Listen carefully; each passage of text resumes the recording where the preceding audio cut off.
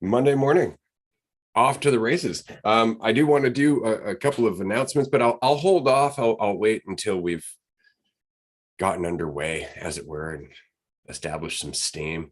What would you like to chat about this morning? Oh, come on. Okay, whatever. I'll do that later. I actually was curious your thoughts with, and I know you kind of like keep everything light with the state of the world and the system and et cetera, but with the with the all the banking stuff happening right now, I'm just curious, and I know you're probably not necessarily in the weeds, especially with everything we have going on with like current situation at all, but just in general, like I've talked to some people about just the way the Fed does shit, just like higher level kind of situation. To me, it seems like inevitably, like shit's gonna crumble. It's just a house of cards they keep adding bullshit to, and like there's no way that doesn't collapse. There's no way that that's sustainable. And I've asked people like who don't necessarily see that. I'm like, do you think this is a long-term situation? Do we think we can keep doing the things that we're doing? And with like, I don't fully understand the like lowering rates to manipulate inflation versus boost the economy, that whole kind of lever pulling thing. But that just sounds like a total load of horse shit, like going back and forth, kind of manipulating a market like that. Seems like something that couldn't possibly continue for very long. And it seems more and more like it may happen sooner rather than later. Like they can't maintain that sort of false control forever. And yet they continue to try to, and they keep like kicking the dead situation along more and more. But I don't know, like, whether it's hyperinflation or what happens, it seems like shit's going to go down inevitably. It's just a matter of not really if, but when. This is what we're starting our Monday with. All right, fair enough. There's a lot of ways that we can take this. Yeah, the economy, our current financial system is destined to fail. It has been since it became a credit debit system in the early 70s, late 60s, when it switched from the gold standard. But I mean, even then it was starting to get watered down. But at least then, it was based on some degree of physical asset. It wasn't just, monopoly money, as it were. But, ever since fractional reserve banking, things have gotten out of whack, because in fractional reserve banking, they only have to have a fraction of the money to keep lending that out, right? To just keep lending and lending and lending.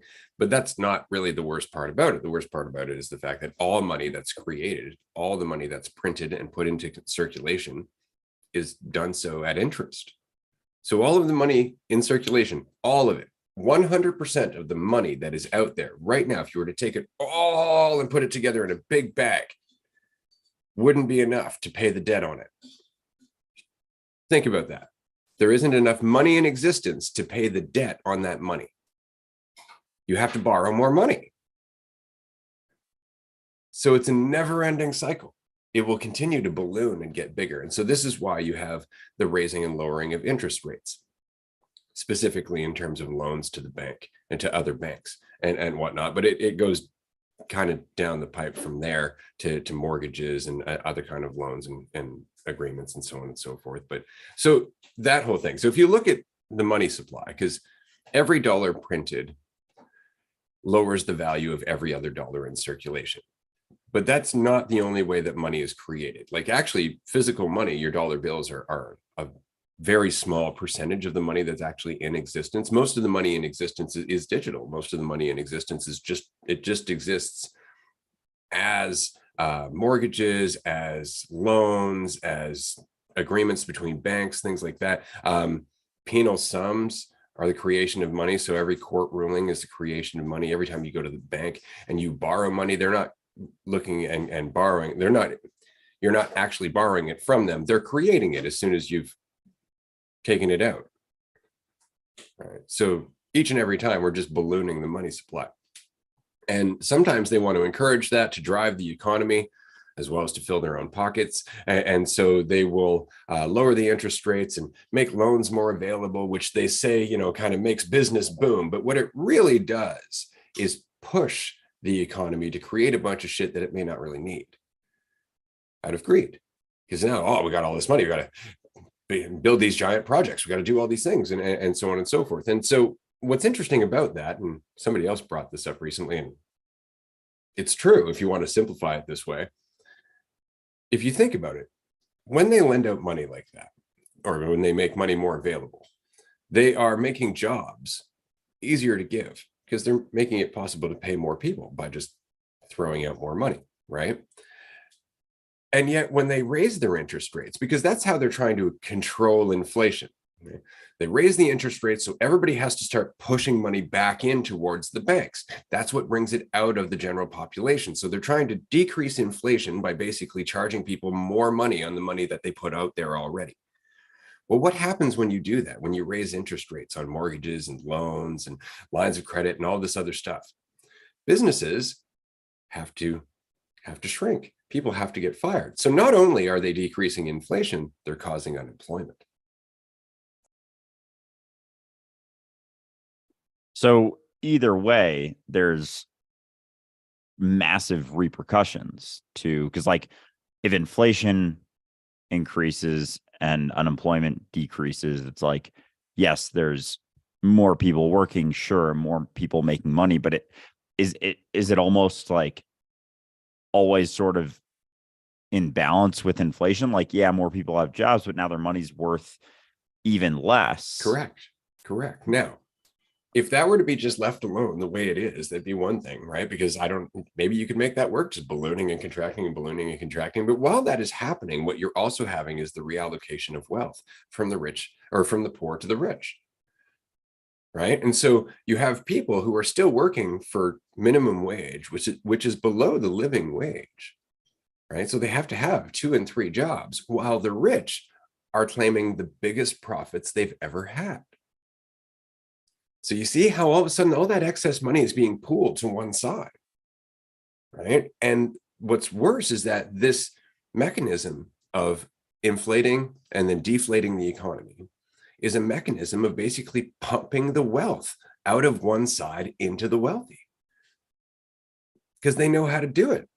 It's their game. It's been their game forever. Jekyll Island was really them coming together and going, can we do this? Well, we own enough politicians and the president. Yeah, we can do this. And they did. They created the central banks, the Federal Reserve. It's a hell of a story. Yeah, it's really fucking dark, like really, really brutal when you start thinking about it. And they're able to sort of distract people enough to think that it's like they have people's best interests in mind, because it's not even like because a lot of the politicians are very caught up on, tax the rich more. You have AOC going to that event with the dress like tax the rich, that the event is just a fucking, I don't even know what event it was, but it's like not necessary, and that whole thing. So it makes me like, how deep does it go beyond that? Like, what are your thoughts then on the narrative of,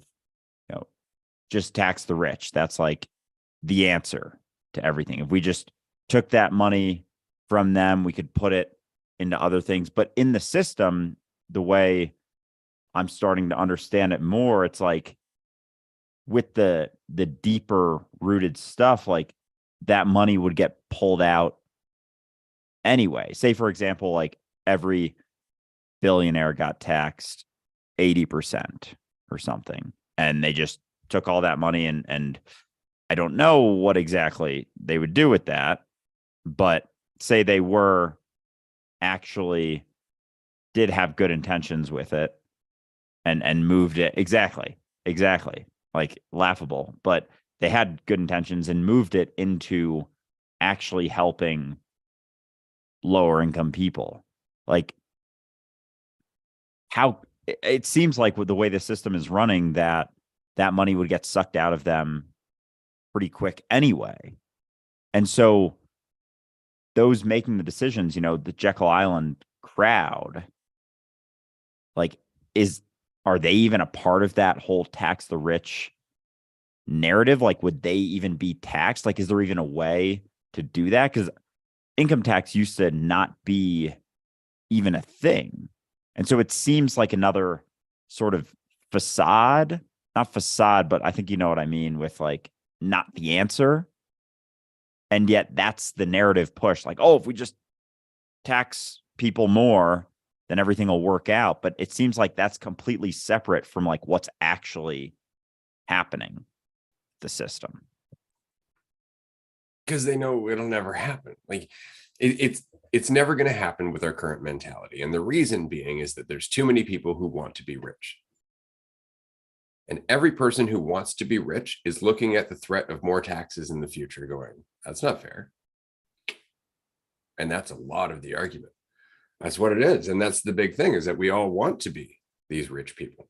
We often talked about this, but I don't think it comes down to the rich and the poor, because I think that gap's going to continue to grow because it's part of our system, right? Like, let's just say we were to tax billionaires at 80%, take the majority of their money, and we put it back into the system. What do you think they're going to do with that?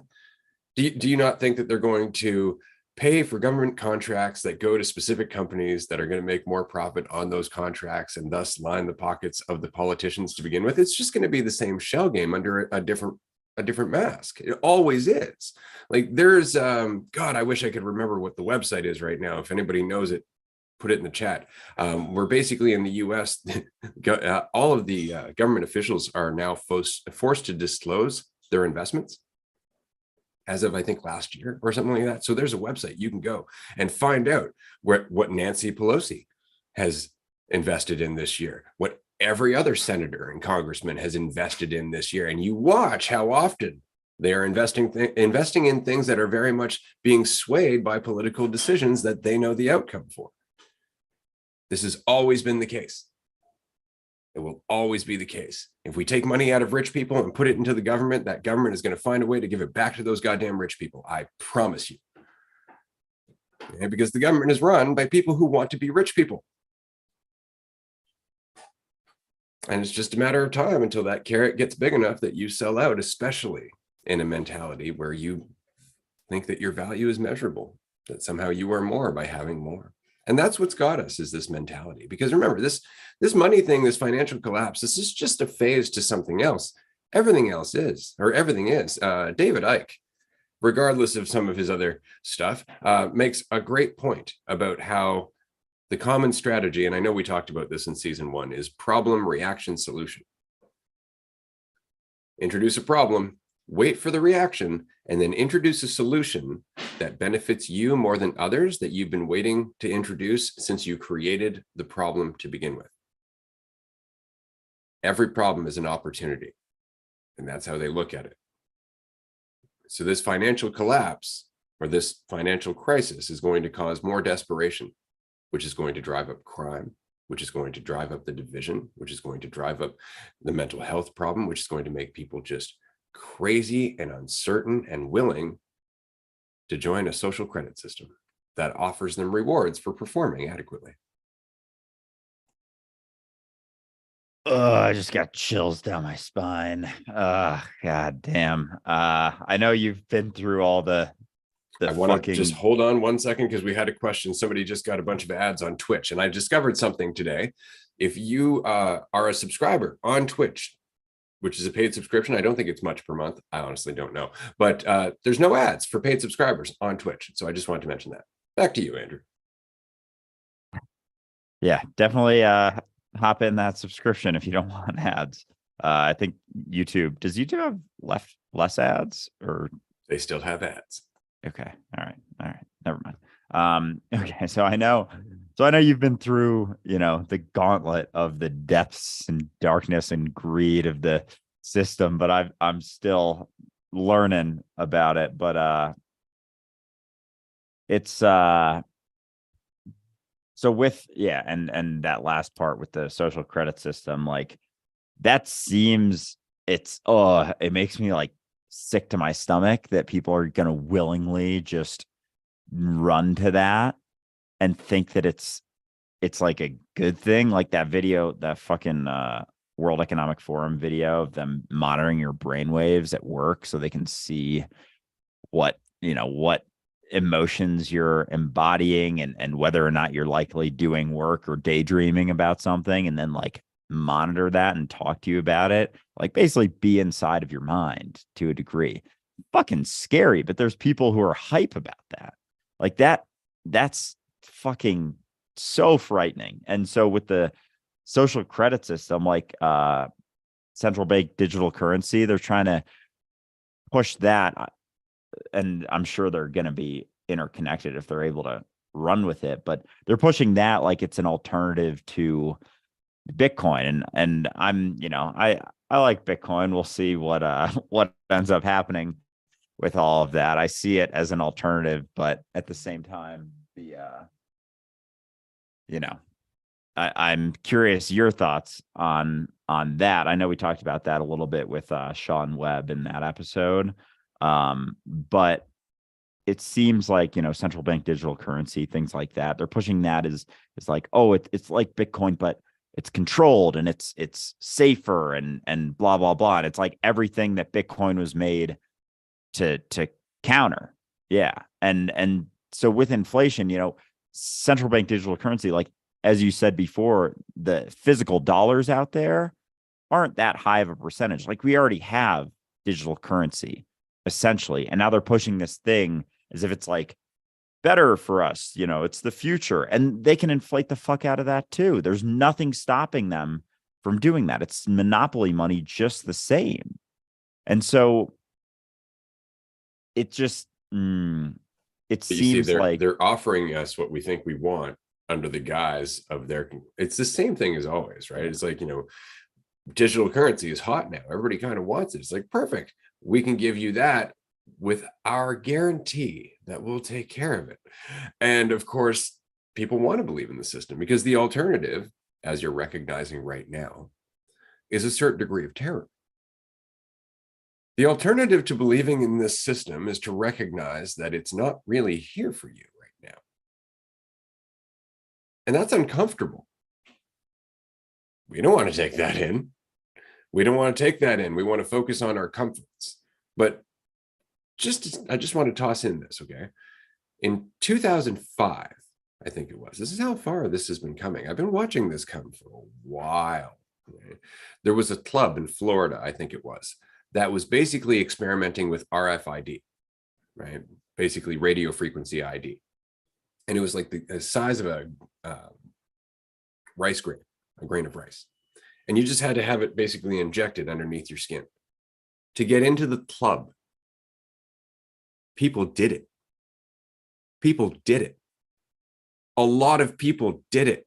Okay. And then years later, a little bubble around of a tumor basically forming, right? Because of the RFID, because it was still, fairly new technology, or at least this was, or maybe the club was just cheap. I don't know. The point is that, people are willing to do a lot of stupid shit just to get what they want. Just to go to the club? Think about that. Like there is a point in our life where that actually becomes like the biggest priority. Got to get out with my friends.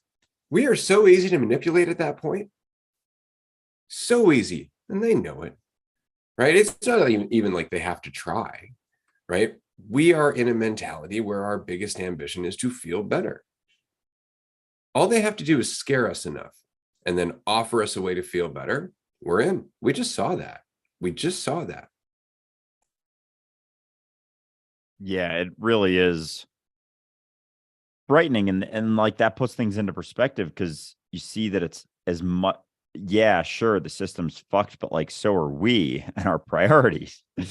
And so, yeah, like you want to be mad at the system, but we are the system. And like, we very much are the system, and it utilizes our fucking insecurities to a T. Like, it does a great job of utilizing the things that frighten us, the things we're afraid of, the things that we feel like we need that we don't actually need. You know, the whole thing we've been going back and forth with people about people pleasing being manipulative, and people are like, no, social interaction is a human need. Like, that mentality, when you're isolated for a while and then you're given a solution, hey, we've been working on this thing for a couple months, it's probably good, just do this, and then you can have all that need back. Or sign this waiver. Yeah, exactly.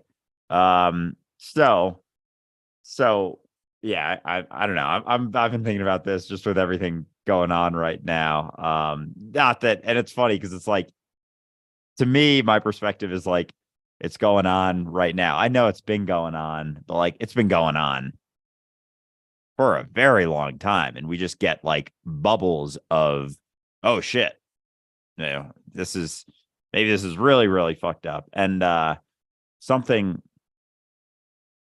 yeah, I think that's probably the case too. And everything going on, you know, like all the COVID stuff, and that side, you know, the extreme, and with the big pharma, Pfizer has spent, I saw a stat, in the last 10 years, on average, they've spent like 2.7 billion on advertising for the last 10 years. So like 10 years ago, they spent 2.7 billion on advertising also. And so that whole side of things, and, you know, the left side of the aisle being more, Not counting lobbyists. Let's yeah, remember, not counting lobbyists, because that is by far their most effective type of advertising. Lobbyists are the most effective type of advertising for companies and corporations and the industries as a whole, because they get to actually bribe politicians. They actually get to take them away on tropical vacations and pay the whole schwack and make sure that they all get all fucking partied and coked out and treated like gold. And then they're offered all kinds of fucking perks because, you know, we're friends, right? They get donations to their campaigns. They get funding from all of these corporations. Nothing is being run for us. It's all being run for the sake of money and for the sake of those that are at the top. All of it. It's just that they need us to do the work. oh man, yeah. Would you like to lighten it up now? No, I'm kind of liking this. So okay, so going back then to the currency side of things, like the whole thing with inflation, even if we move into like, they're able to implement CBDCs and things like that, and like, that's still able to be inflated super easily. They still have control of it. And then they're going to have, with the social credit system, they have like so much more control of everything that we do. Not control, but, you know, impact on us, ability to monitor so much of our lives. Like, do you think that's actually going to go through? Like, do you think that's the next big thing that's going to come out of whatever the sort of banking collapse is inevitably going to happen here, which seems like, I don't know, it seems like it could happen then this year? I do. I think that you're going to start seeing it in cities. Yeah, it's going to be way harder for them to enforce in like rural areas in the countryside and smaller towns and whatnot, because frankly, that mentality just doesn't mean shit. The farther out you go, the more people are just like, World Economic Forum, fuck those people, like, right? But in cities, there is this driving need to survive in a city. You're always running on the clock. You're always running the next paycheck. You're always running to get more stuff. You're always running to go out. It is just this machine that keeps you running. The pace in a city is insane compared to just living on your own in the middle of the forest. Like, it's such a giant contrast for sure.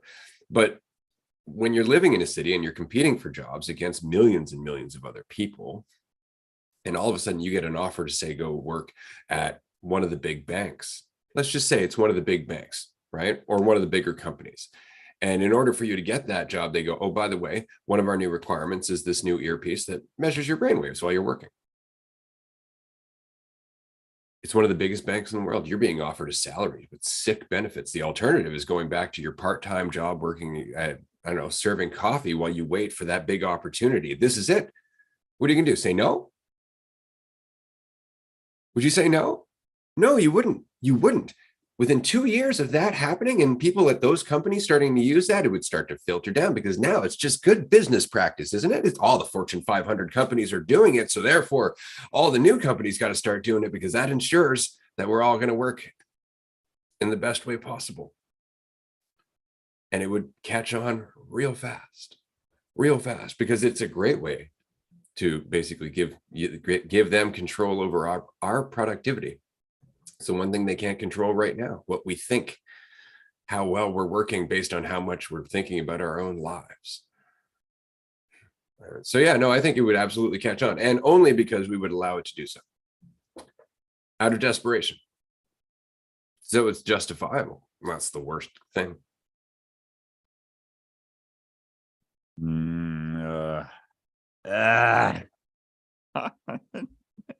Dude. I do want to keep talking about this though. Just a little longer. Maybe That's okay. maybe. We can talk about this as much as you like. And it's just because I've been staring at this nightmare for a while. But I just want to reiterate to everyone who may not be watching, that is just listening. I find all of this kind of entertaining to some degree. So take heart. Don't despair. Yeah. So because that, as much as it seems like, oh, that's like, no way people will do that. Like in that situation, it's like, of course that person is going to do that. Of course they're going to say, yes, thank you, sir. May I have another? Like, right.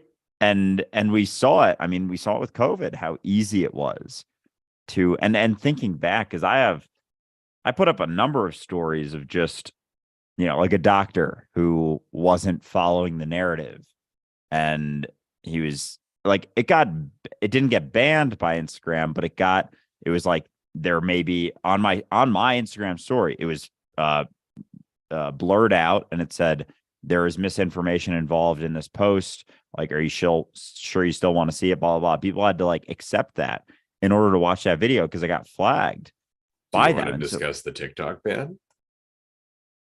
I mean, I haven't been keeping up with that so much, but I think that goes back to what we were talking about last week, where, the big corporations are able to control a narrative. And with TikTok, they can't control a narrative. Like with the East Palestine situation, there was a lot of information out there. There wouldn't have been without so many free market sort of things going on. Like, people are getting their information from TikTok now. So is that because I haven't been keeping up with recent stuff on that. Basically, at the encouragement of Mark Zuckerberg and other tech giants that are in the pocket of, let's say, corporations and money and all that other stuff, have encouraged President Biden to shut down TikTok. They've been really making a solid point for shutting down TikTok. They've been trying for a while. Even here in Canada, they're talking about shutting down TikTok for government employees to make sure that they don't have it on their phone, so they can't access it, that kind of thing. And it makes you wonder. Well, it doesn't even make you wonder. It makes you look at who's in control. It makes you go, oh, somebody's not liking the competition. One, right? Because that's it. You got to remember, like, TikTok is killing it when it comes to competition with Facebook or any other platform, right? So that's where the power lies, in the larger corporations. And basically they're wanting to get rid of that competition. And they're going to tell you it's because of security concerns. It's the Chinese.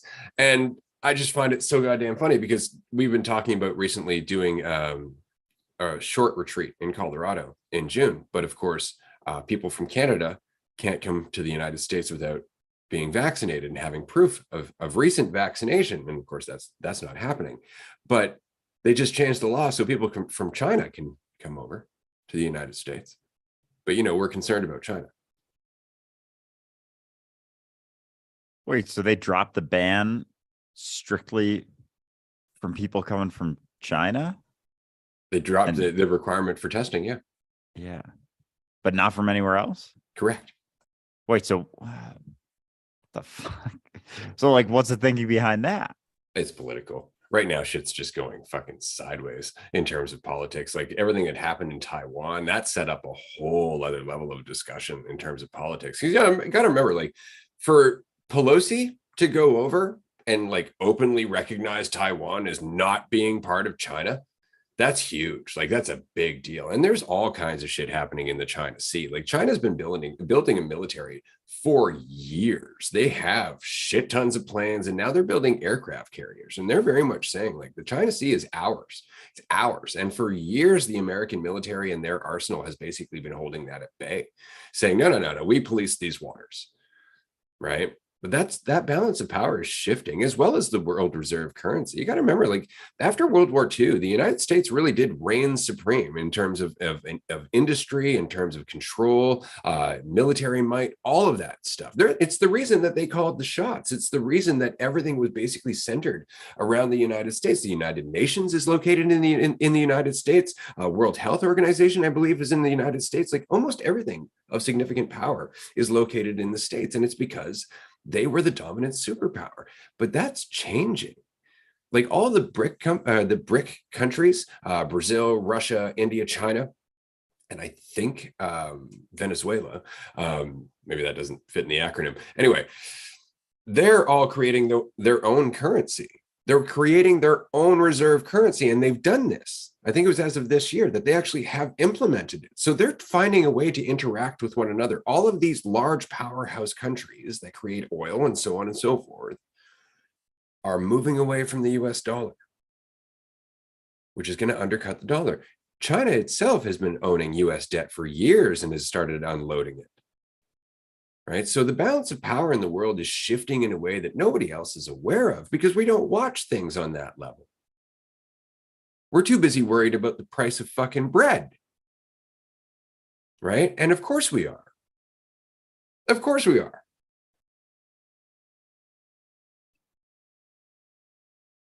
It's like it's almost like everything's so well timed. Not that it's in place like that, but just with everything that we focus on in the US, like the dominant narratives of things being like very fucking superficial identity based stuff, like, you know, what people call you, for example. Like that is one of our big focuses in this country, is stuff like that. And like that, it's almost like that. And, you know, we had that whole conversation about how it is rooted in capitalistic privilege, like those ideas and desires to be just fucking called a certain thing. And when you zoom out to like all this shit going on and all the shit with China and BRIC and all that stuff like that, it's wild that that's where our focus is on that. But at the same time, it's not. Like, it makes total sense. That's where our priorities lie, is how we're perceived by people. Like we're really, really deep into this illusion. It makes me wonder, like, in the US, is the illusion almost deeper among the vast majority that allows us to be so easily both manipulated and probably fucking taken over pretty soon? Whereas, sure, in like China, maybe those at the top are very caught up in the illusion, but those below almost, they don't have the like time and the space to be too caught up in the illusion. Like they're too focused on, like we were in hunter-gatherer days, on fucking like surviving. I wish that was the case. Like I wish it was the case that it's just the US. It's not. This is a global pandemic in terms of egotism. Like this is the biggest problem. Like, perfect example. There was somebody who ended up buying a pair of sneakers and realizing that those sneakers came from a sweatshop. And they got very upset about this, and they did their research, and they went over to the country where the sweatshop was located, and they went and they tracked down the people who worked at the sweatshop, and it was children working at the sweatshop. And they asked, like, doesn't it bother you that they're doing this? And they're like, no, because soon I'll have my own pair. And that's kind of the point. Like, we are caught in this mentality of accumulation, of acquisition, of trying to evaluate ourselves. It's global, it's everywhere. And the only thing that's really changed is the spectrum, right? Like in China, sure, there are a lot of people in poverty, but there are a lot of people who are also straight up egotistical. And this is true for everyone, right? This is true across the world because it is our common mentality. It's just how it's filtered through the culture and how it's filtered through the government, that kind of thing. Like, give you an example. In China, there are people who are questioning the system. There are people who want to speak up. There was an example a couple of years ago of a school, of a grade school that collapsed and killed a bunch of children that were in the school. And it's because it just wasn't maintained by the government. And so one of the parents came out and started protesting and saying, like, the government's got to do something about these schools. That parent went to jail for the rest of their life. So, see what I mean? It's not that it's not there. It's just that different governments have different ways of stamping that shit down. Right. And this is especially true in certain countries overseas. But the same is true here. They have ways of stamping us down. Look at Trudeau and the truckers and shutting down their bank accounts. Look at just half the stuff that's going to end up happening. Like, this is the inevitable course of a mentality of control. This is what it has to do. But that mentality of control is driven by the mentality of need and fear. And we forget that. And so this is all going to continue on in the path that it's going. I'd like to make a prediction. I mentioned it to Andrew in the chat. We had a little bit of a chuckle, but I called it last time. And I'm going to say it again. I think Trump's going to win 2024. What's worse is that if he doesn't, I don't think his side is going to accept the loss. I think that we have another civil war coming in the States. I really hope he doesn't run. Because, oh God. The thing is, like, everyone, all the big, the deep fucking Illuminati, whatever you want to call them, everyone running the behind the scenes sort of thing, in control of the, media and whatnot, definitely want him to run. So many more people tune into those situations, the debates, just keeping tabs on what's happening. If he's running, like, everyone who's up there fucking loves the fact that there's a good chance he's going to run. And so, and as much He's as profitable. Yeah. Like CNN, MSNBC, they're like, fuck Trump. They're like, but definitely run. And like, if you win, that's okay too. Cause like, we don't really give a fuck because we make a shitload of money off of ads when you're running. And that's like, they get to do a 24-hour news cycle, basically just called What's Happening with Trump. And oh God. And they pitch this thing, and it fascinates me that people get so caught up in, one side over the other, as if that's the issue. Like the issue's the left, the issue's the right. It's like all the same fucking masquerade. It's fascinating that people actually point to one side over the other, thinking. So I have a question for you. Then here's my question. Okay. Knowing this, understanding that the mentality of control, of egotism, of trying to establish your value, comparison, competition, all that stuff, fear, and the need to survive. Okay? Understanding how powerful that is. Looking at the world around you, do you really think that everything that's happening is the product of some nefarious plan and not the product of just mass stupidity and selfishness? Like, this is where I've come to. Like, I've looked at the whole Illuminati thing, the Bilderbergers, all of that stuff. I've watched it for years. And I think their greatest playing card is the fact that we are so willing to think that they are that all powerful. I think while they may influence decisions in terms of the economy and stuff like that, it's our day-to-day shit that makes that possible. And we just disempower ourselves by going, oh, but look, they're changing the economy. They're making decisions that make them wealthier. Yeah, because you will go out and buy something fucking useless for $20.99 that was made for 99 cents, and you'll do it on credit. And they know it. And they couldn't do it without you. Yeah, I'm the more I see how easily manipulatable people are, the less I think that there's someone actually doing it externally, and the more it's just us, like, you know, punching ourselves thinking the fist doesn't belong to me, sort of thing. Like, that's what I'm starting, because like we are, it is rooted in where we place our attention, where we place our money, what we do day to day. Okay. So that being said, and the realization that none of this is divided, expand that image to, instead of just punching ourselves in the face, having hundreds of millions of fucking fists punching ourselves in the face.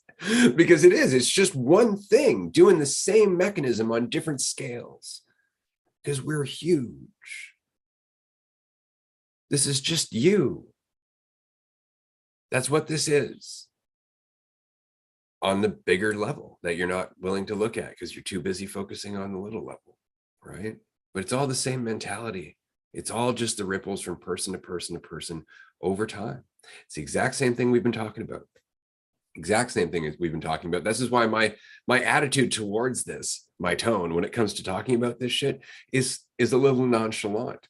And it's just because while I'm aware of how much fallout is going to come from this, while I'm aware of how much suffering is going to come from this as it continues on, and already has come, like, understand, we've seen nothing but fucking suffering for 2,000 years as a result of this mentality, if not longer. I know longer, right?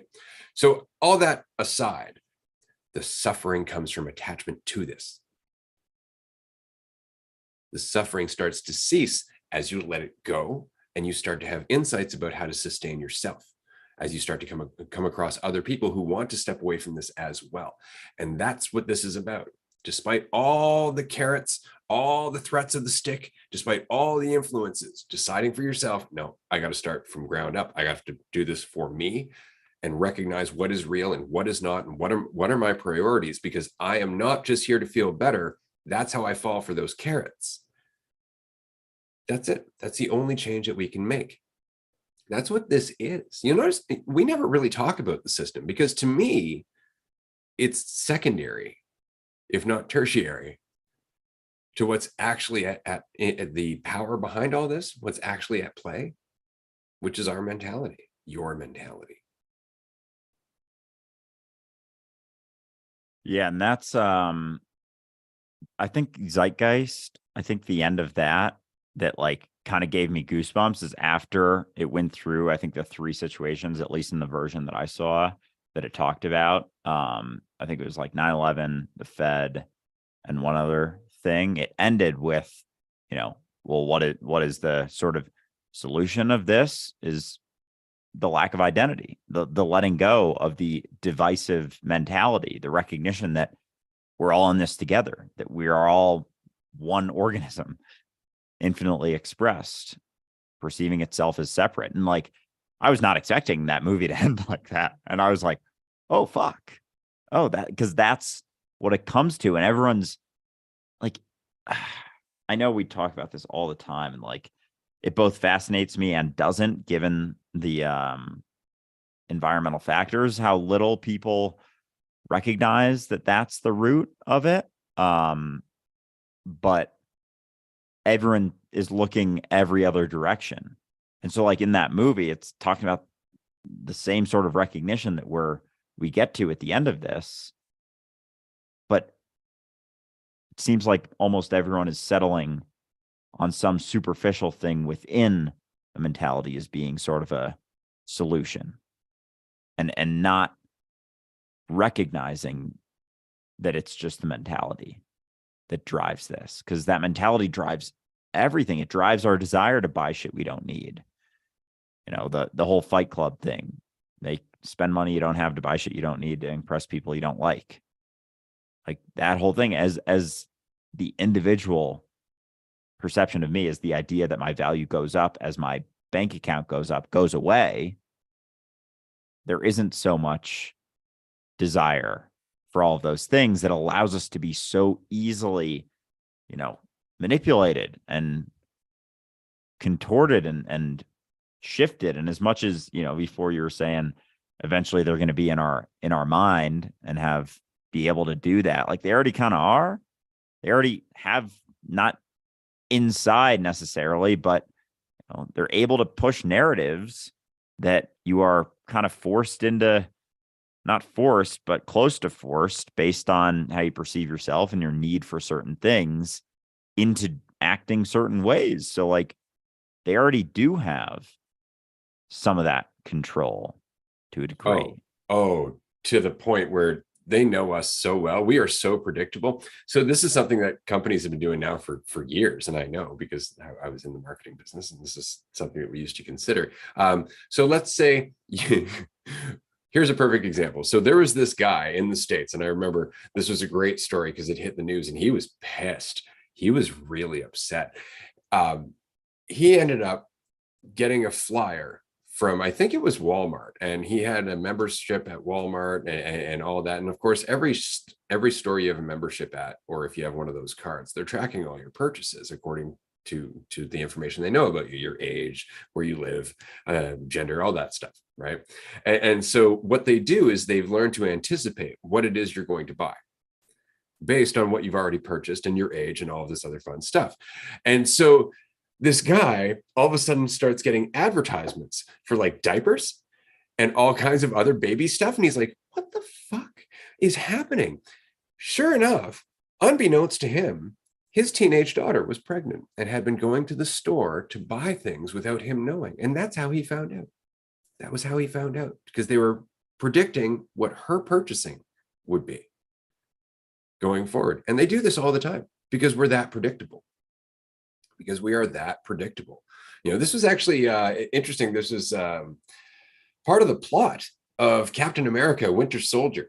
They were talking about the fact that they had developed an algorithm, Hydra, the evil people, basically knowing everything that we were purchasing, everything that we were learning, everything that we had been exposed to in terms of social influences, as well as everything we'd ever expressed online, everything in social media, all this other stuff. And they had basically developed an algorithm to tell who would ever question the rule of Hydra, so they could wipe them all out in one go.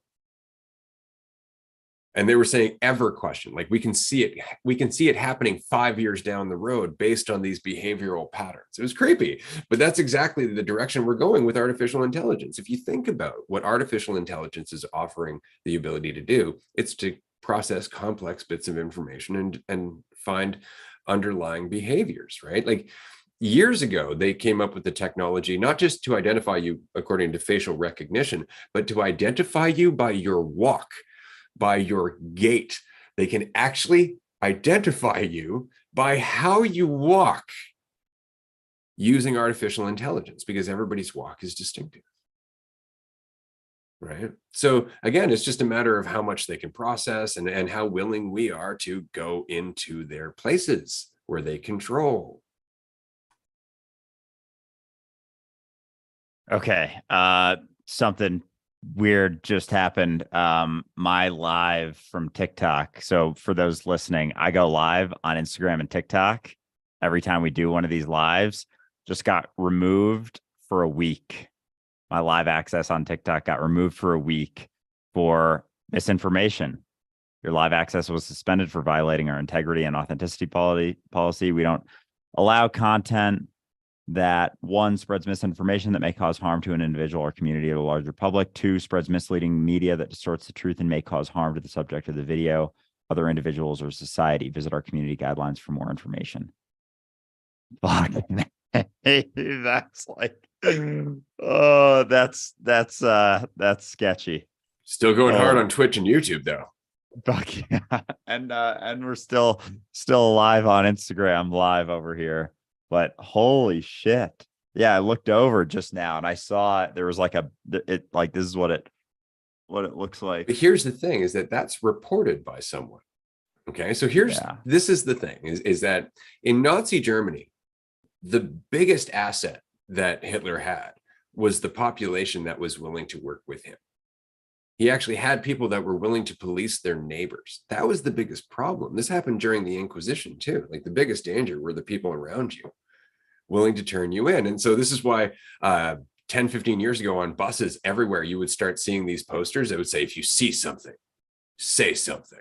And they'd have like this phone number. It's like, if you see anything, say something. It's just like, holy shit, you were really opening up the options here. And so that really is something that's used a lot in terms of allowing us to police ourselves. Because after a certain mentality, we will.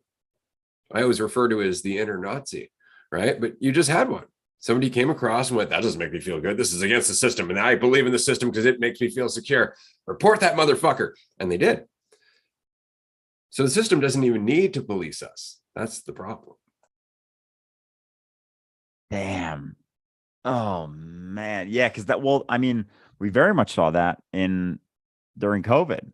You know, you said something that was like, and I wouldn't even say like definitive things, but I was questioning it the whole time that it was happening. And I would talk to people and I'd be like, you know, do you really think that all this happening, like, do you really think it's the way that it is? Do you really think that they know what they're talking about with this? Could it be that, you know, all this stuff isn't quite what they're saying that it is? Like, there's more and more studies coming out that it's impacting certain types of individuals significantly more. Like, do you really think 6-year-olds need a vax? You really think healthy 26-year-olds need a vax?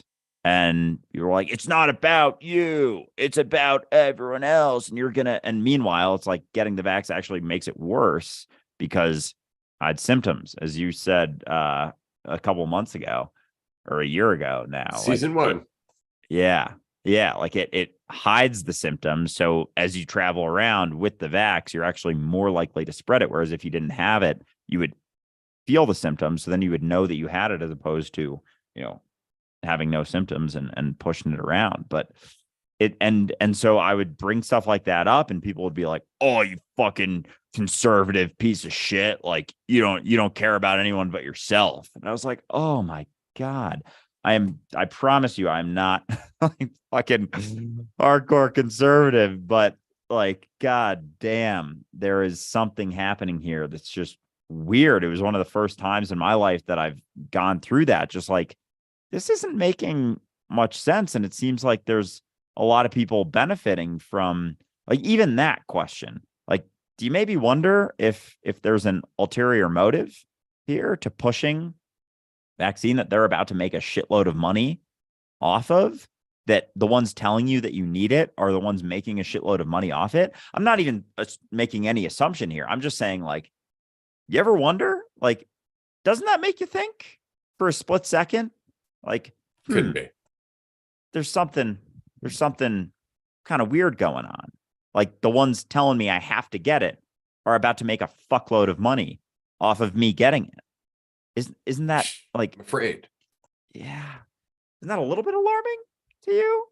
Like, It would be if I wasn't so afraid. yeah.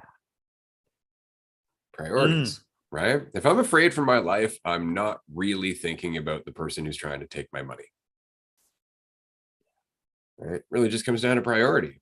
And so when we are afraid, we're very easy to take advantage of. And we know this. We know this. We understand this. Like we get that this is a principle in marketing. We understand that people are easy to drive through fear and a sense of lack. We get this. It's not like this is news to anyone. It's just that we don't like the idea that it's being used against us frequently because it makes us feel disempowered. More importantly, it makes us aware of the fact that perhaps there's some shit that we should be dealing with. But I just want to get my new laptop. I just want to buy my new Tesla. I just want to identify as an environmentalist.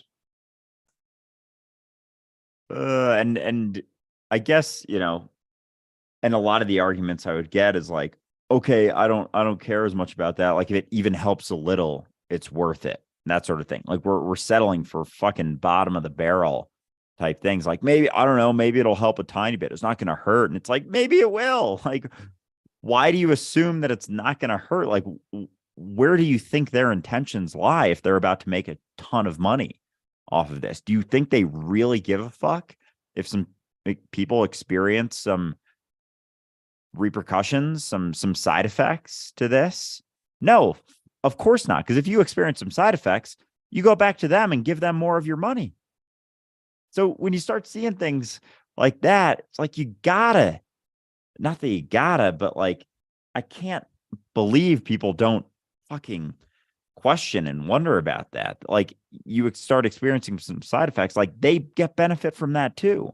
They get benefit from you being sick. They get benefit from you being unhealthy. They get benefit from you being overweight. They get benefit from people being on the edge of dying.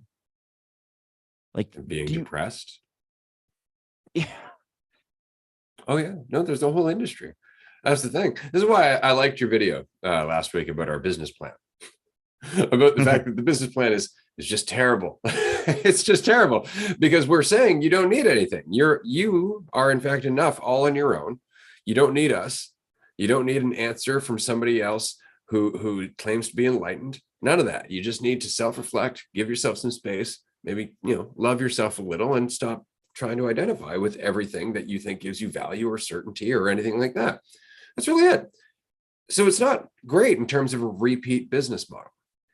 But why do we think that, other than the fact that everybody else is fucking operating from a place of selfishness?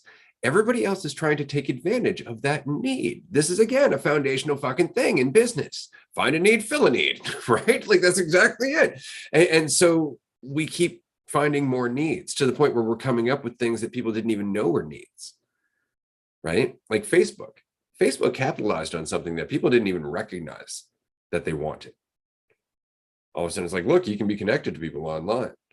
Well, that went from being a tool to being a need, because all of a sudden through the ego, all of these friends give me value. They even call them fucking friends, man. Like, it's just so weird. Like, I have 10,000 friends I've never met. They're not your friend, but that's the point, is that if you need to think you have friends and that gives you more value, then that's a giant juicy fucking carrot, isn't it? What's worse, followers. Oh my God, that one gets me. You have this many followers. Oh,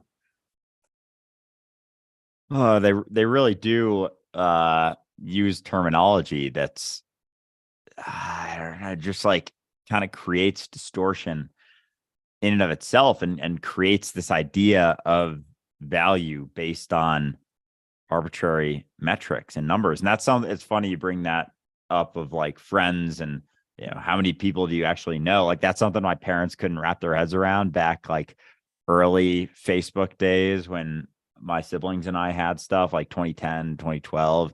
They were like, because it wasn't as, mainstream as everyone knows about it now. And they were like, so how many people, like if you saw some of these people on the street, would you say hi? We're like, probably acknowledge them. Yeah. Like some of them. And they couldn't rationalize, like, it says they're your friends, but like you're not actually friends.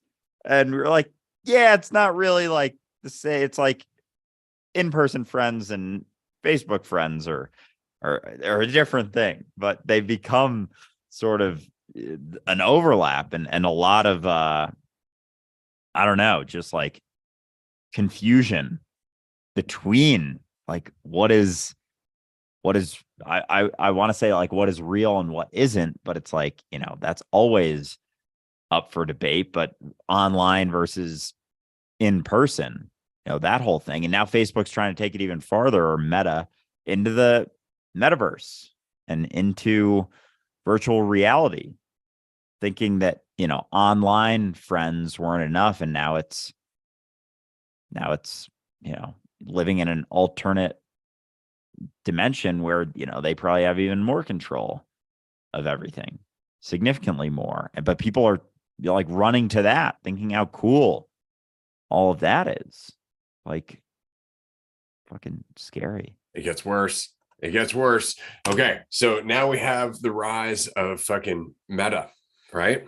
The VR universe and that whole technology, and that's been trying to catch on forever. But we are also armed with this mentality of egotism and of course the hell that's happening around us that we block ourselves from in terms of like just hiding in games. And this is something that happens a lot, like massively multiplayer online RPGs.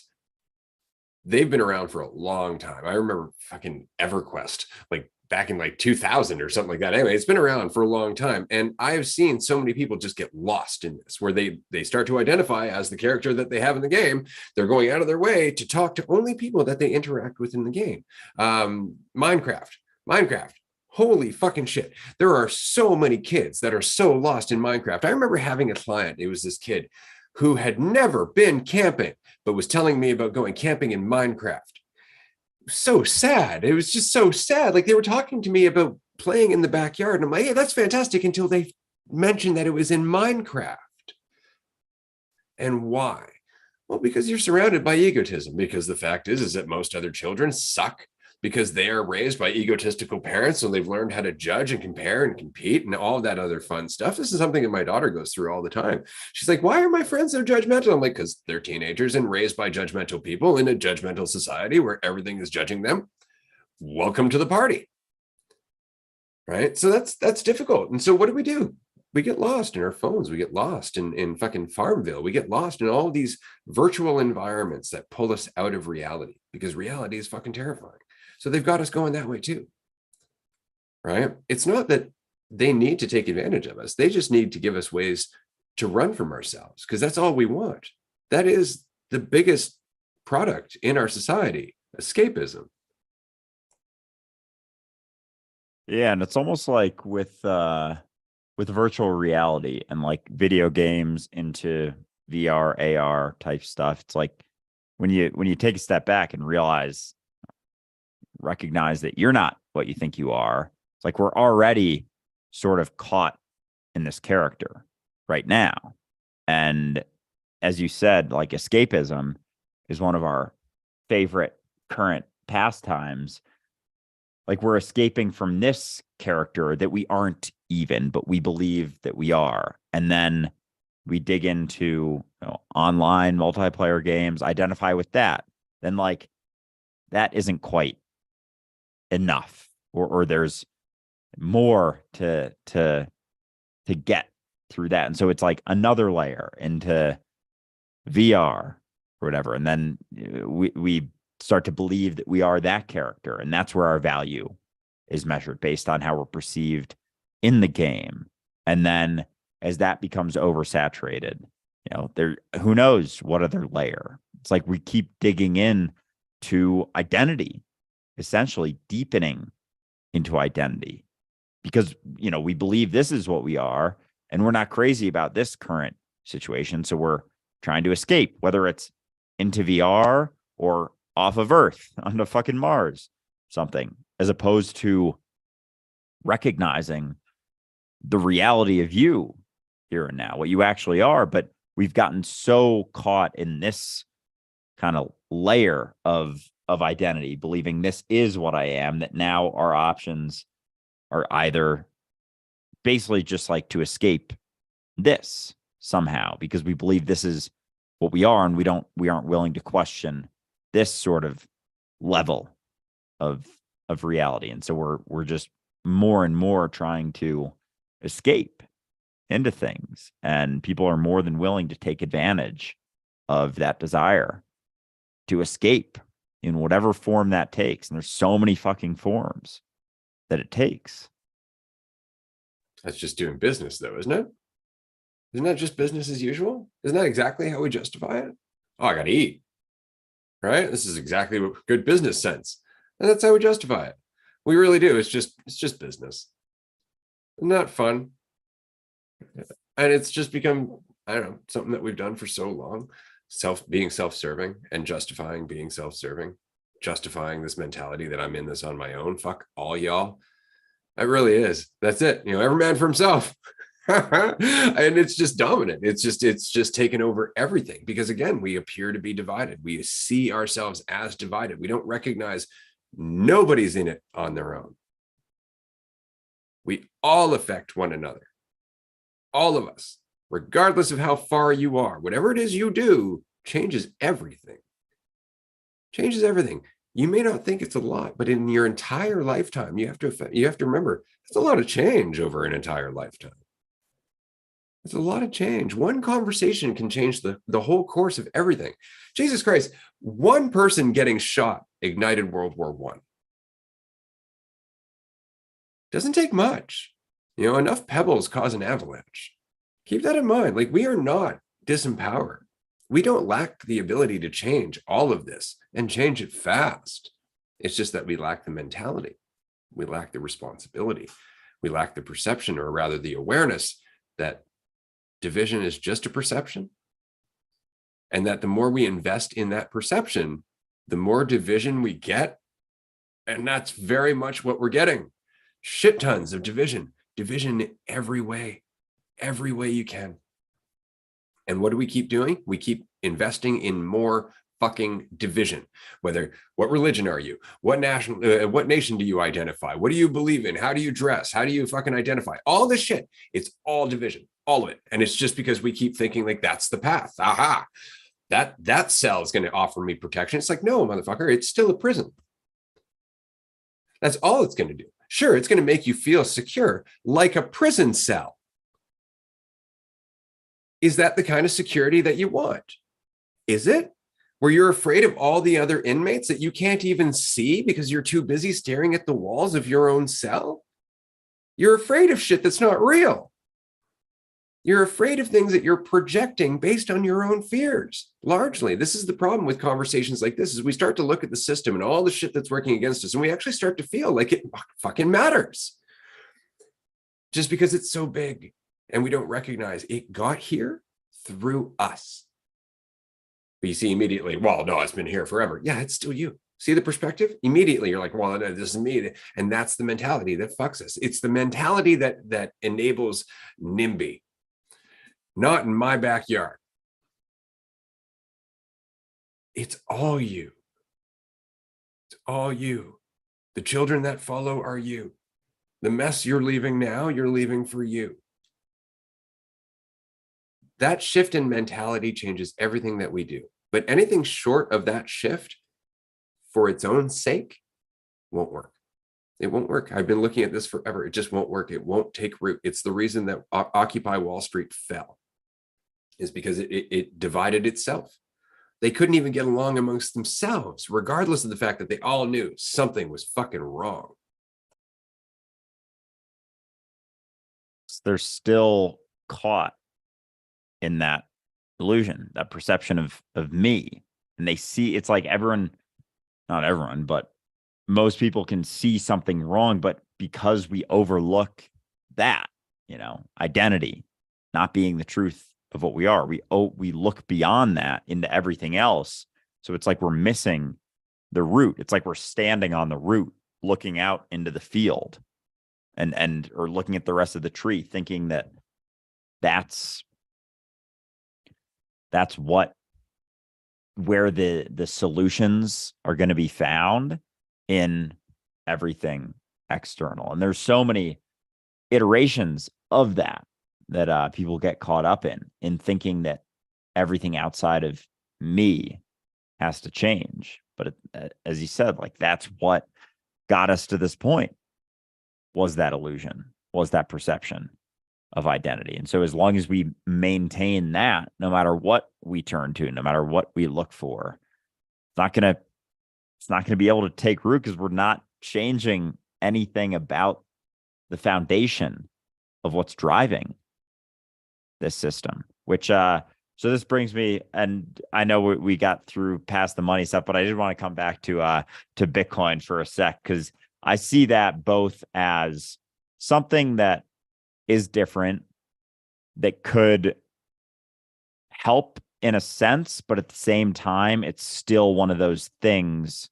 that people are standing on the route, looking out to thinking, a lot of people who are big into the Bitcoin world are, think that that's the answer.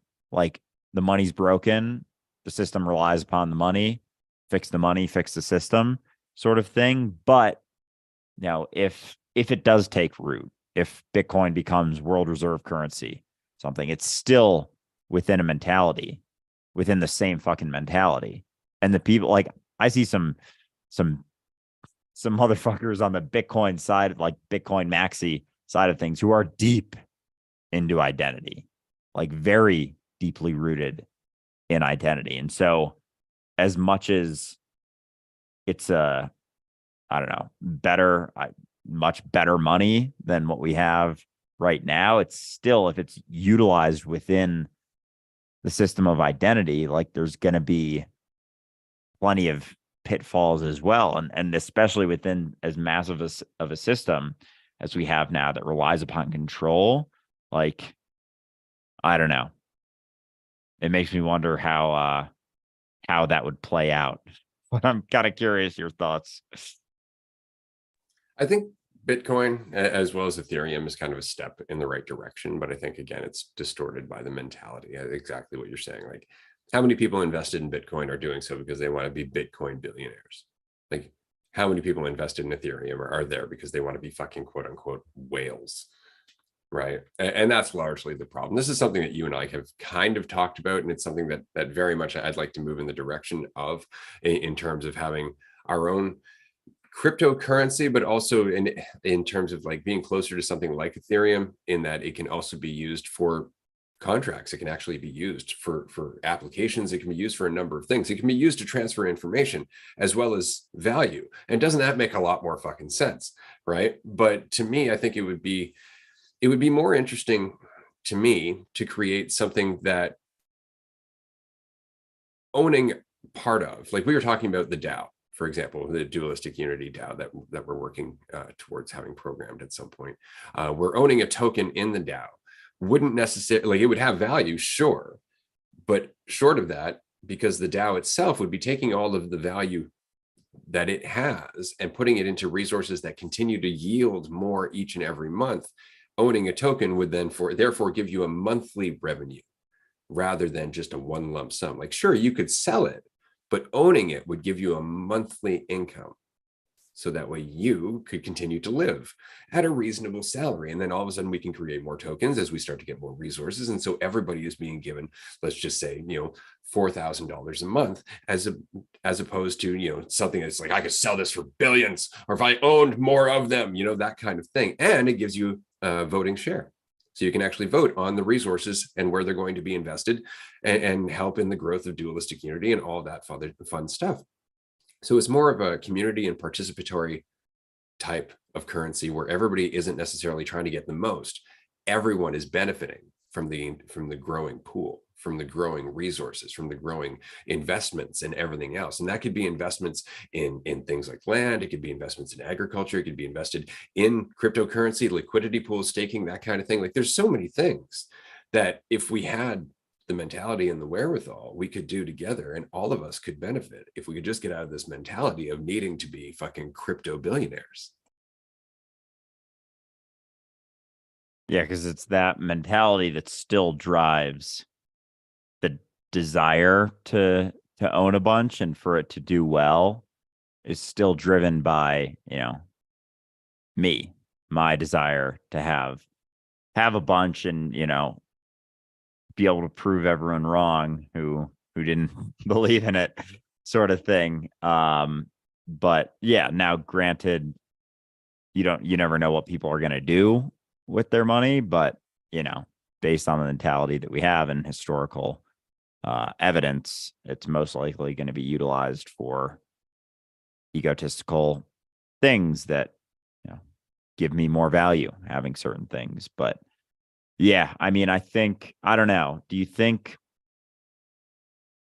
because there's a lot of back and forth, and just like with Bitcoin specifically, like eventually the system, I feel like, is gonna try and take hits at it. Like, I don't. Do you see that as? Yeah, until they control enough of a percentage of it, for sure. Because I guarantee that's already happening. You think they're gonna just try and own a massive chunk Oh, I'm of it. surprised. I would be surprised if if they're not already rapidly on their way to being over 50%. Like for sure. And remember, like this is corporations. They've been doing this forever. They understand how to buy other corporations using thousands of shell companies. Like this isn't new business practice by any means. So say they do get over 50%. Like, are there things that they'd be capable of doing with it if they get more than that? Because if they do get to that point, like they're gonna have to buy a bunch, I guess, if they haven't already. But as they, purchase more and more. Oh, I don't just mean 50% of the Bitcoin. I expressed that incorrectly. 50% of the mining. Oh, right? Because remember, Bitcoin has one flaw, or rather one weakness. Anybody who owns over 51% of the nodes can actually alter Bitcoin. They can change the global ledger. can they really? Absolutely. Because the global ledger is based on the majority of the nodes confirming the ledger. Anybody who owns over 51% of the nodes can change the ledger, and the other 49% will validate accordingly. Huh. So you think that's their most likely avenue? I think it's inevitable that they're going to find a way to bring it down. And admittedly, like I'm not going to lie, as much as I love Bitcoin for what it is and the concept that it introduced, it's super limited. Like I'm not going to say Bitcoin's not limited. Transactions take fucking forever, and there's only a certain amount of information that you can transfer through those transactions, right? As opposed to something like Ethereum, which is, in my opinion, vastly superior to Bitcoin as a tool.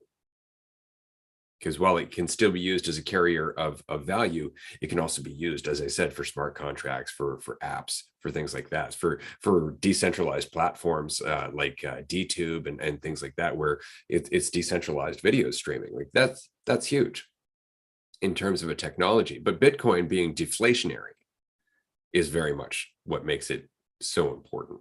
The fact that there will never be more Bitcoin.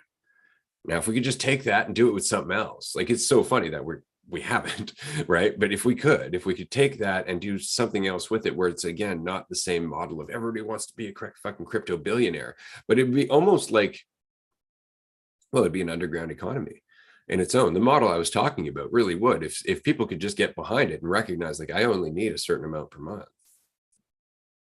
right? Then that would end up being its own, again, resource. Like the government is something that we all invest in. We forget that, right? But the government itself really is what I'm talking about, except that they've taken way more power over time. The government originally, the federal government especially, was only ever there to keep the peace and facilitate trade. And that's what they were meant to do, is to take people's tax dollars and whatnot and invest them into roads and hospitals and things that yield resources. And basically what I'm saying, things that yield resources for the common good. Right? It's not like somebody in the population is like, I want more of the hospital for me. Right? So we do this all the time. We actually operate under this mentality all the time. It's just that when it comes to money, we tend to think of ourselves. And it's because we still have to pay for food and so on and so forth. And I think a large part of it is just the fact that we're so fucking tired of being poor and desperate and hungry that we envision being fucking millionaires, where all of that goes away. This is why the majority of people who win the lottery are poor within 5 to 10 years again. It's because the mentality that they're going into that with, right? They're desperate for more, for a cessation of their pain. And so they just spend. They never have the idea of organizing their money. They have never had the idea of putting it into something that's going to yield over and over and over again over years. And I'm not talking about investing in the stock market by any means, but having a chunk of land that produces fruit and vegetables for even just the local economy, right? Like even people growing microgreens at home and selling it to local restaurants are making good money. Like there's a number of ways that you can make money that don't necessarily involve you having to be a millionaire, and that don't necessarily involve you having to invest in Microsoft or some other corporation that's going to fucking rape the rest of humanity. right? There's a lot of ways for you to get by without necessarily doing what everybody else is telling you to do, because it's this fucking short way, right? Like that's it. But you need to be creative, and you have to be responsible, and you have to be willing to look outside the box and step out on your own and make your own fucking path and question some shit, rather than just look for somebody who's like, do this, it's going to make you money in 10 days. That's why those assholes make so much fucking money. That's why people like Tate get away with things like Hustlers Universities, because we're all fucking desperate. Yeah, and so that really does bring it back to our own mentality and how we perceive ourselves, which is what will allow the shift to begin to unravel, is that shift in our perspective of ourselves. It's happening now. See, this is it. This is what dualistic unity is at the end of the day. It's a shift in perspective. For me, it was a shift in my perspective that inevitably led to a conversation that expanded and expanded and expanded over years. But that took me running into fucking hundreds of people who would say fucking mean, derogatory shit just because I was talking about things they didn't want to hear. But what's funny is that everything I'm saying right now, everything that people are like, yeah, fuck system, is shit I've been saying for 20 fucking years. And now people want to hear it. Why do they want to hear it? Because it's relevant, because it's necessary, because it's getting impossible to avoid. That's it. That's all it is. And so this conversation is inevitable. We're just having it. So I'm stoked to be in that particular position where we can have this conversation and be a part of that necessary change. But it is a swing in the pendulum. Remember, every dictatorship inevitably leads to revolution. Every dictatorship. We have been through this cycle before. We've been through this cycle where we have allowed ourselves to be basically shepherded fucking into a certain direction until finally we're like, Jesus Christ, there's a slaughterhouse there. And we wake up and we go the other direction. And then we create our own slaughterhouse and do it to someone else. And that's the problem with a revolution, is it goes in fucking circles unless we address the mentality that created it. And the mentality that created it is unfortunately fear and need. Fear, need, identity, division, all that shit. It's all the cornerstone of this. It doesn't change until we do. And there's no way to go out and force people to change, because isn't that exactly the problem?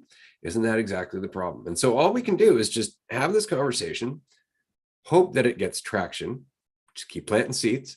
And if it does get traction, all of a sudden you've got something growing that everybody around you has never seen before. And they're like, the fuck is that? And you're like, well, let me tell you about it. And you can. Not that you're chasing them down, but there's something that they can't help but notice. Like a giant fucking billboard in Times Square saying you are God and we are one. So this is what this is. And this is kind of the path that I envision. And I'm really looking forward to being part of it. And I just wanted to mention to everybody who is listening that I'm very excited about the time period that we're in. It's taken me 20 years to get there. I need you to understand that. I was pissed and scared and angry. I've gone through all of this shit over the years. As you may have noticed, I'm aware of a lot of these nightmares. We haven't even touched a fucking percentage of them today. We've only talked about some of the surface stuff. There's other stuff. And yet I am still not scared. I am very excited because, again, necessity breeds change. We can only put it off for so long. And we are, as I said before, coming to the end of the party. It's becoming obvious that the party is coming to an end, regardless of everybody who's been benefiting from spiking the punch. Yeah, it seems like it's becoming just more and more in our faces. And that's what I mean. Yeah, I'm fucking grateful that we're having this conversation too, because, recognizing, and it's been recognized by many people for a very long time, that there is a root to this. Everyone's caught up asking questions like, what's the meaning of life? Why are we here? What's going on? And like, when you start to recognize that you are life, that those questions change. It's not, why am I here? What's the meaning of life? It's like, what do you mean? You're life. You're not experiencing life. You don't have a life. You don't own a life. You're it. And life is reality. Life is all of this happening. And that's what you are. So that shifts inevitably as people start to reconcile with that recognition, it has to shift eventually. We can't maintain this sort of mentality through deeper recognitions like that, letting go of the idea of what you think you are. Maybe not happen overnight, but it certainly happens eventually. But yeah, before, I know we got like 20 minutes left or so. But yeah, this has been fun. I definitely wanted to dig into some of this today, but I'm curious. You said we're just even here you use scratching the surface of the nightmare. I'm just kind of curious what there's another I don't know if you got another tidbit of something that really not freaks you, but that's even, I don't know, deeper or darker than what we've been talking about here. Sure. Okay. If you really want to go here, the reason I say that the system, the mentality needs to be transcended is because it can't be fought.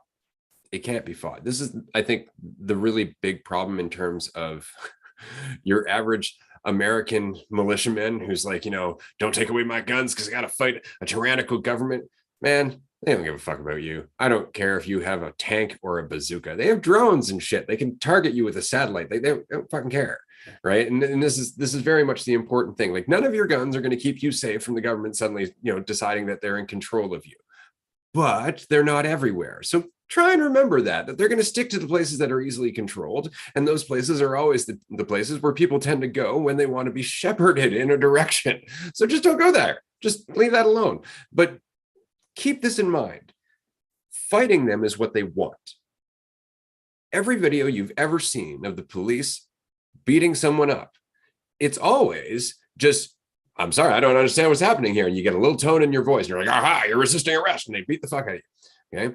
Because they're armed with people who are terrified and given guns and very little education at the end of the day. And so they're easily threatened. And that's why a lot of cops don't know the law. People need to understand that. A police officer is not a fucking lawyer. They're not trained in the law. They're trained in enforcement of laws that they barely understand. So keep that in mind. But the government banks on that. You see, the government banks on the fact that the more oppressed you feel, the more likely it is that you're going to either get depressed and circle the suicide drain, or you're going to get pissed off. And they like it when you're pissed off, because then they can vilify you. They can say, oh, this person is unhinged, and they can do all the things they want with the media in terms of making you look like a goddamn nut. Okay. But they know how to control you. They know how to stop you. Like, this is true for crowds as well. Like, at some point, so let's say about 10 years ago, the military and now the government developed this wonderful little satellite dish thing, sits on top of a Hummer. And it basically shoots like an invisible micro ray that hits your nervous system and makes you feel like your skin is burning off. That's a thing for crowd control. It doesn't actually, burn you, but it makes you feel like your skin is burning off. These are things that are developed, or shotguns with taser bullets that hit you and stick into your skin, and then they fall. And as soon as they fall and pull the wire, it electrocutes you. So they're always looking for the fight, because that's the mentality that they're coming from. See, they're coming from fear. Arm up, escalate, right? We can't beat them that way. We can't win that way, right? This is why a lot of the most effective protests have been nonviolent protests, right? Because as soon as there's violence in there, as soon as the media can vilify anyone, it undercuts everything. And this is why now you see a lot of these fuckers in black masks at these events where they're non-violent, right up until these fuckers in black masks show up. And I know here in Canada and now in the States, it's been often shown irrefutably that a lot of these fuckers in black masks are actually cops. That they're actually cops undercover, there to make it look violent, so that way cops can move in and shut down that protest. So you see, they need you to react. They need you to react, because otherwise they can't vilify you and justify what they're doing. And that's really the only way to beat them. This is how Gandhi beat them.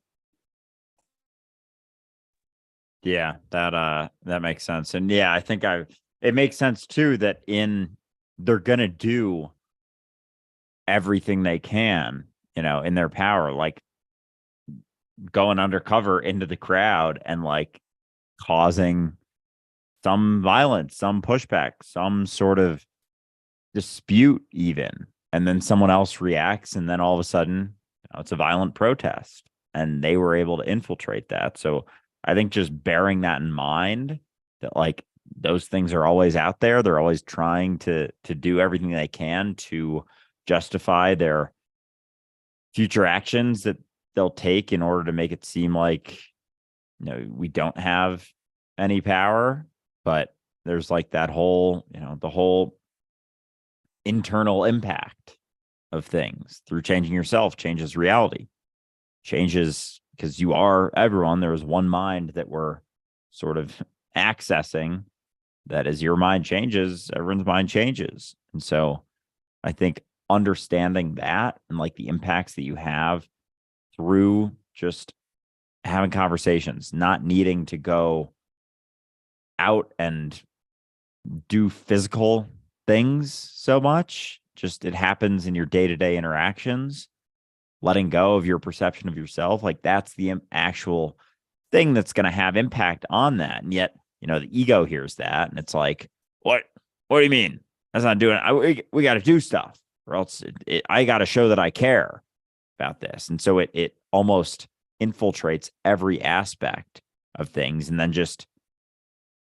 kind of self-destructs on itself, because the ego trying to interact with the ego, trying to fight the ego. It's the same sort of mentality, even if you're coming at it with, quote unquote, good intentions, coming at it from the perspective of things need to change, but I need to change it. Things need to be different because I know, like, that is feeding the same beast, thinking that it's fighting it, thinking that it's disempowering it, and it's just empowering it. It's just bolstering it. And so it can't be that. So it makes sense when you start to see that that's the case, that, it starts with you. As above, so below, right? It's the same lesson we've been talking about in terms of talking to family members or new people about not identifying. Can't assault them. See, it really does come down to how you talk to them, because if they can vilify you, they've stopped listening, right? So if your approach is with open hands, as Sonny said, makes it very difficult to vilify you, right? And so that's all this is about. See, we don't need the system to agree with us.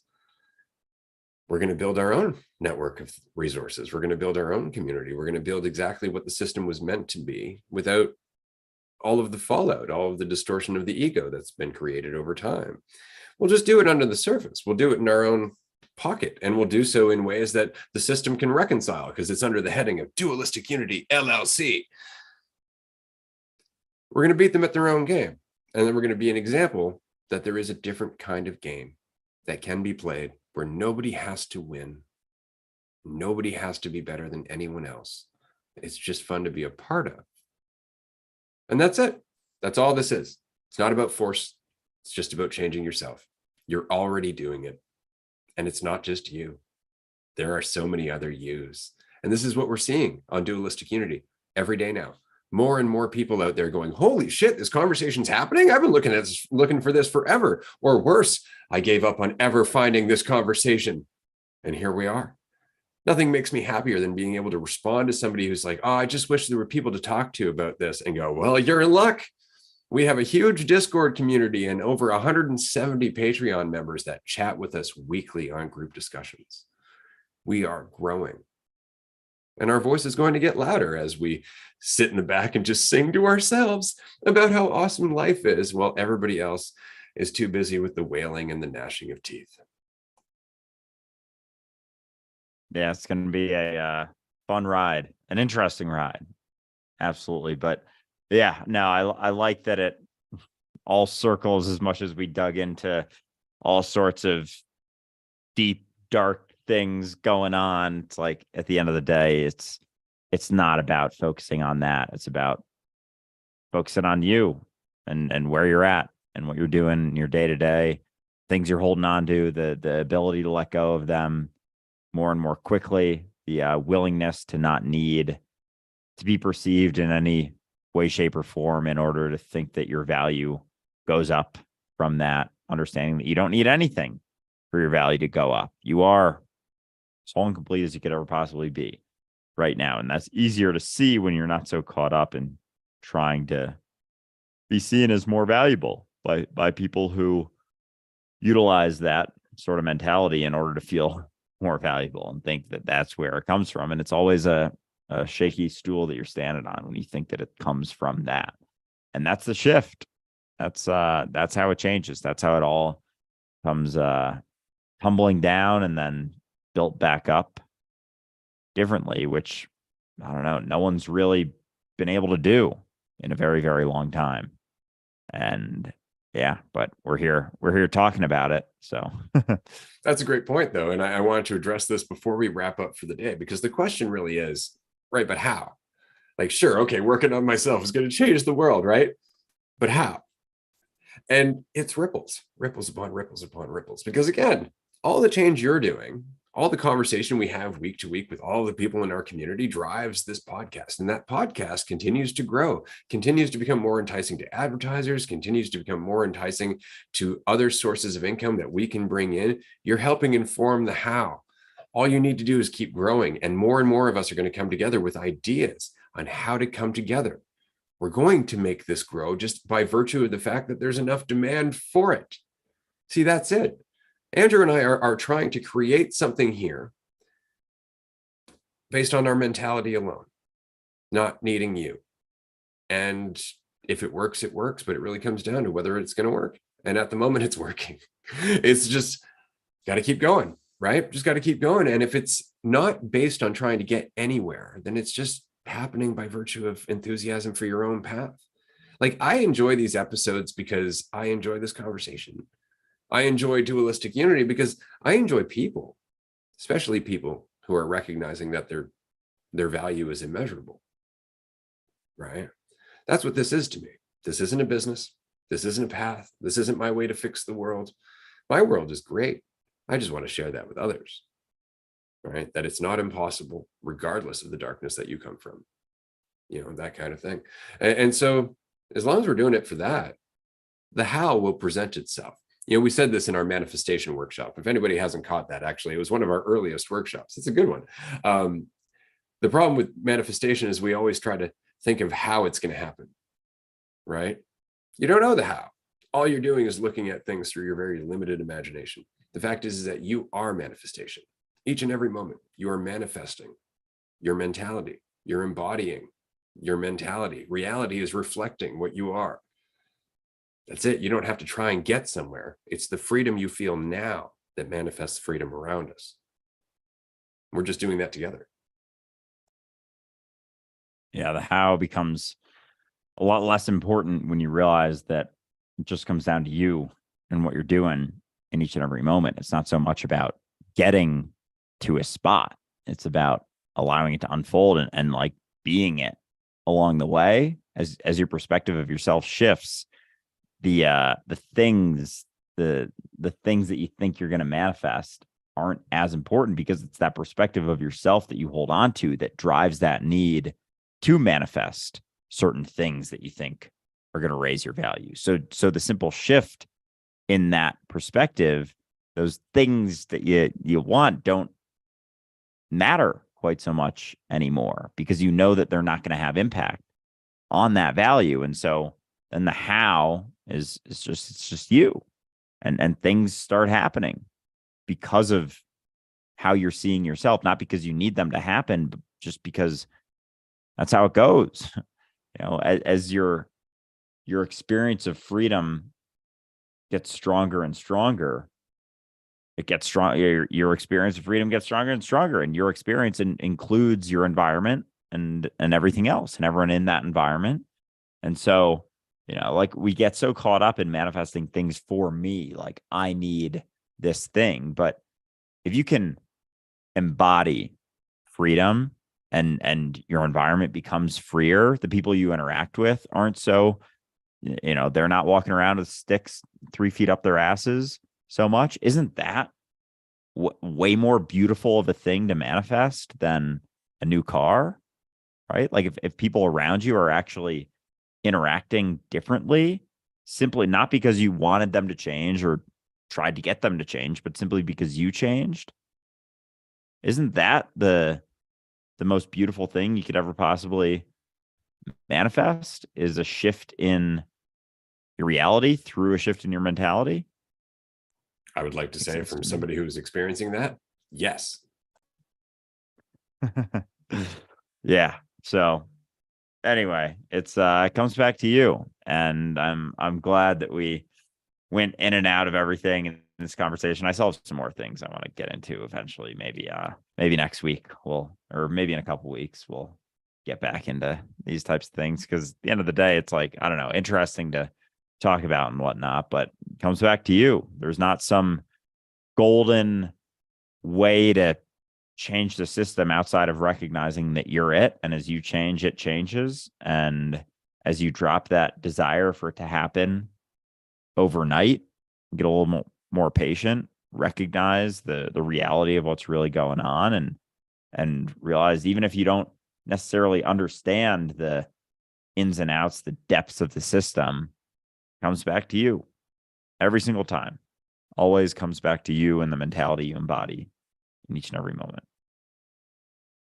Absolutely. Well said. And that's it. It's an act of faith. As with everything, not faith in something, just faith. And that's enough.